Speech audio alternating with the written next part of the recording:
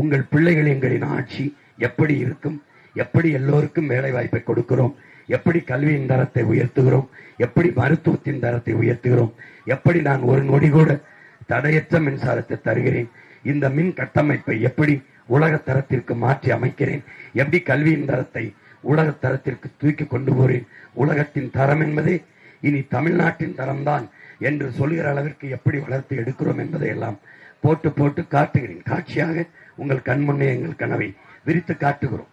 நாங்கள் எப்படி எல்லோருக்குமான வேலை வாய்ப்பை தருவோம், படித்தவர் படிக்காதவர் அனைவருக்குமான வேலை வாய்ப்பை எப்படி கொடுக்கிறோம் என்பதை இந்த தேர்தல் களத்திலே காட்சிப்படுத்தி உங்கள் பிள்ளைகள் உங்களுக்கு காட்டுகிறோம். அதை காணுகிற வாய்ப்பு மேடைகளை கிடைக்கவில்லை என்றாலும் உங்கள் கைபேசியில இருக்கிறது, வலையொலியில் தட்டி பாருங்கள். நாம் தமிழர் கட்சியின் ஆட்சி எப்படி இருக்கும் என்பதை உங்கள் பிள்ளைகள் போட்டு போட்டு காட்டுகிறோம். இது சரியாக இருக்கும். இந்த பிள்ளைகளின் கைகளில் நாடு இருந்தால், பத்திரமாக நாடு இருக்கும் என்ற நம்பிக்கை இருந்தால், உங்கள் பிள்ளைகளுக்கு விவசாய சின்னத்தில் வாக்கை செலுத்தி வெற்றி பெற செய்யுங்கள். நீங்களும் வெற்றி பெறுங்கள். நீங்கள் இதுவரை உதயசூரியனுக்கு, இரட்டை இலைக்கு, கை சின்னத்திற்கு, தாமரைக்கெல்லாம் வாக்கு செலுத்தினீர்கள்.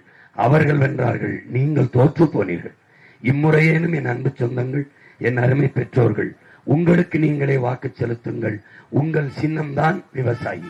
அந்த விவசாயிக்கு வாக்கு செலுத்தி உங்கள் பிள்ளைகளை வெல்ல வைத்து நீங்களும் வெற்றியடையுங்கள். புரட்சியாளர் அண்ணல் அம்பேத்கர் சொல்வது போல அதிகாரம் மிக வலிமையானது. நாங்கள் அவரை பின்தொடர்ந்து சொல்கிறோம், அந்த அதிகாரம் எம் மக்களுக்கானது என்று. அந்த மக்களுக்கான அதிகாரத்தை நாம் நிறுவுவதற்கு மகத்தான உரிமையை உங்களுக்கு இந்த மக்களாட்சி தந்திருக்கிறது. அதுதான் என் அன்பு சொந்தங்களே வாக்கு, ஓட்டுரிமை. ஓட்டுரிமை.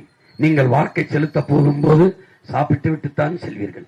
அந்த சாப்பாடு உங்கள் தட்டுக்கு வர காரணமாக இருந்தவன் யார் என்று ஒரு நொடி சிந்தியுங்கள். ஒரு நொடி.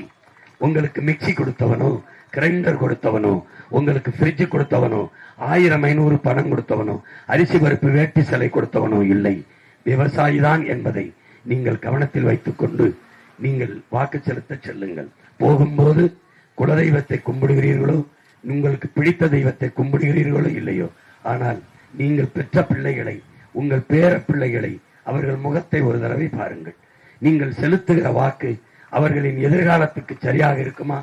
அவர்களுக்கு நல்ல கல்வியை கொடுக்குமா? நல்ல மருத்துவத்தை கொடுக்குமா? உங்கள் பெண் பிள்ளைகள் வீட்டை விட்டு வெளியே போனால் பத்திரமாக திரும்பி வருகிற பாதுகாப்பை கொடுக்குமா என்று யோசித்து பாருங்கள். எந்த கட்சியின் ஆட்சி வந்தால் இது நடக்கும் என்று நம்பிக்கை வருகிறதோ அந்த கட்சிக்கு நீங்கள் வாக்கை செலுத்துங்கள். எங்களுக்கு செலுத்துங்கள் என்று சொல்லவில்லை. எல்லோரும் பேசுவதை கேளுங்கள். யார் பேசுவது சரியாக இருக்கிறது என்பதை கொள்ளுங்கள், மற்றதை தள்ளுங்கள். எனவே என் அன்பு சொந்தங்களை, வாக்கு செலுத்துவதற்கு முன்பு ஆய்ந்தறிந்து ஐயா கருணாநிதி அவர்கள் ஆட்சியிலே 5 முறை 25 ஆண்டுகள் வாழ்ந்து விட்டீர்கள். அம்மையார் ஜெயலலிதா அவர்கள் ஆட்சியிலே 20 ஆண்டுகள் 4 முறை. ஐயா எடப்பாடி அவர்கள் ஆட்சியிலே 4.5 ஆண்டுகள் 1 முறை. ஐயா ஸ்டாலின் அவர்கள் ஆட்சியிலே இப்போது மிக அருமையான வாழ்க்கையை வாழ்ந்து விட்டீர்கள். இப்போது வாழ்ந்து விட்டீர்கள். யாராவது மக்களில் ஒருவன் ஸ்டாலின் ஆட்சி தொடரட்டும், தமிழ்நாடு வெல்லட்டும் என்று சொல்கிறானா? இல்லை. அவர்களே ஸ்டாலின் ஆட்சி தொடரட்டும், நாடு சுடுகாடா போகட்டும்.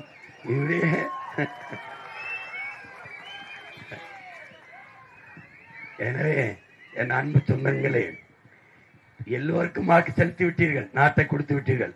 ஒரு முறை உங்கள் பிள்ளைகள் எங்களுக்கு வாக்கு செலுத்தி இந்த நாட்டை பத்திரமாக எங்களிடம் ஒப்படையுங்கள். உலகத்தின் தலை சிறந்த நாடாக, பூமியின் சொர்க்கமாக உங்கள் பிள்ளைகள் இந்த நாட்டை மாற்றி படைக்கிறோம்.